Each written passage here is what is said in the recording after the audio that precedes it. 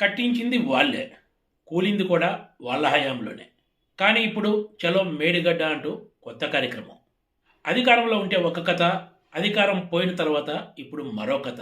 ఇది BRS working president మాజీ మంత్రి కేటీఆర్ తీరు. గత ఎన్నికల ముందే కాళేశ్వరం ప్రాజెక్టులో అత్యంత కీలకమైన మేడిగడ్డ బ్యారేజీకి సంబంధించిన పిల్లర్లు ఉంగిపోయాయి. అప్పట్లో ఇది చాలా చిన్న విషయం అన్నట్లు కొట్టిపారేశారు కేటీఆర్. పైగా దీనికి అయ్యే ఖర్చంతా కూడా నిర్మాణ సంస్థే భరిస్తుంది, దీనిపై ఎవరు ఆందోళన చెందాల్సిన అవసరం లేదంటూ కూడా నమ్మబలికారు. సీన్ కట్ చేస్తే ఇప్పుడు అధికారం పోయిన తర్వాత నిర్మాణ సంస్థే పనులు చేస్తుందనే విషయాన్ని పక్కన పెట్టి ప్రభుత్వమే 2 నెలల్లో మరమ్మతులు చేసి నీళ్లు ఇవ్వచ్చంటూ కొత్త రాగం అందుకున్నారు. మరి అప్పట్లో చెప్పిన నిర్మాణ సంస్థే మేడిగడ్డలో దెబ్బతిన్న బ్యారేజ్ని రిపేర్ చేస్తుందనే మాటలు ఏమైనట్లు? మరి ఇప్పుడు దీనికి అయ్యే వ్యయమంతా, ఆ వ్యయాన్ని ఎవరు భరించాలనే ప్రశ్న ఉదయించడం సహజమే. మేడిగడ్డ ప్రాజెక్టు డిజైన్లు లోపభూయిష్టంగా ఉన్నాయి, ఇప్పుడు ఆ ప్రాజెక్టు అసలు నిలబడదు, పూర్తిగా పునర్నిర్మాణం చేయాల్సిందే అంటూ నేషనల్ డ్యామ్ సేఫ్టీ అథారిటీ నివేదిక ఇచ్చింది. కొంతమంది ఇంజనీరింగ్ నిపుణులు కూడా ఇదే అభిప్రాయాన్ని వ్యక్తం చేస్తున్నారు. KTR, Harish Rao and BRS team అంతా కూడా జాతీయ సంస్థ అయిన నేషనల్ డ్యామ్ సేఫ్టీ అథారిటీ మాటలు కానీ, రాష్ట్ర ప్రభుత్వ సంస్థ అయిన విజిలెన్స్ నివేదికలను కానీ తాము నమ్మేదే లేదన్నట్లు వ్యవహరిస్తారు. కానీ ప్రపంచం మొత్తం బీఆర్ఎస్ నాయకులు ఏది చెప్తే అది మాత్రమే నమ్మి, అది మాత్రమే నిజం అనుకోవాలన్నట్లు ఉంది వాళ్ళ తీరు. ఇప్పటికే కాళేశ్వరం ప్రాజెక్టుపై దగ్గర దగ్గర 1,00,000 కోట్ల రూపాయలు వేయించేశారు.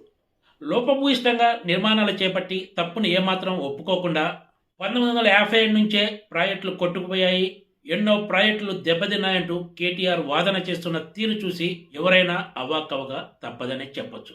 ఇదే కేటీఆర్ గతంలో కూడా టీఎస్పీఎస్సీ పేపర్లు లీక్ అయినప్పుడు గుజరాత్లో పేపర్లు లీక్ కాలేదా, అక్కడ కాలేదా, ఇక్కడ కాలేదా అంటూ కొత్త వాదనను తెర మీదకు తీసుకొచ్చారు. తెలంగాణలో టీఎస్పీఎస్సీ పేపర్లు లీక్ అయి లక్షలాది మంది నిరుద్యోగ యువత ఇబ్బంది పడితే ఈ విషయాన్ని పక్కన పెట్టి ఇతర రాష్ట్రాల పేపర్ల లీకులతో పోల్చి తప్పించుకునే ప్రయత్నం చేసిన విషయం తెలిసిందే. కానీ దేశంలో ఎవరు కట్టని రీతిగా అద్భుతంగా నిర్మించాం, తమకు తప్ప ఇలాంటి పనులు మరెవరికి చేత కాదన్నంత రీతిలో కలరింగించిన కాళేశ్వరం ప్రాజెక్టులో డొల్లతనం బయటపడిన తర్వాత మాత్రం గతంలో ప్రాజెక్టులు కూలలేదా, కొట్టుకుపోలేదా అంటూ సమర్థించుకునే ప్రయత్నం చేస్తున్న తీరు చూసి అందరూ అవాక్కవుతున్నారు. ఒక్క మేడిగడ్డలో ప్రాజెక్టులు కుంగితే కాళేశ్వరం ప్రాజెక్టు అంతా వేస్ట్ అవుతుందా అంటూ అందరూ ఒకే లైన్లో మాట్లాడుతున్నారు. కానీ కాళేశ్వరం ప్రాజెక్టుకు అత్యంత కీలకమైనది మేడిగడ్డ ప్రాజెక్ట్ అనే విషయం వాళ్లకు తెలియదా అంటే ఖచ్చితంగా తెలుసు. కానీ తమ తప్పులు బయటపడకుండా ఈ వాదనను తెర మీదకు తీసుకొస్తున్నారు. మేడిగడ్డ ప్రాజెక్టులో నీళ్లు నింపితేనే ఇతర ప్రాజెక్టులకు ఇక్కడి నుంచి నీళ్లు లిఫ్ట్ చేసే అవకాశం ఉంటుంది. అందుకే కాళేశ్వరంలో మేడిగడ్డ అనేది అత్యంత కీలకమైన ప్రాజెక్టు.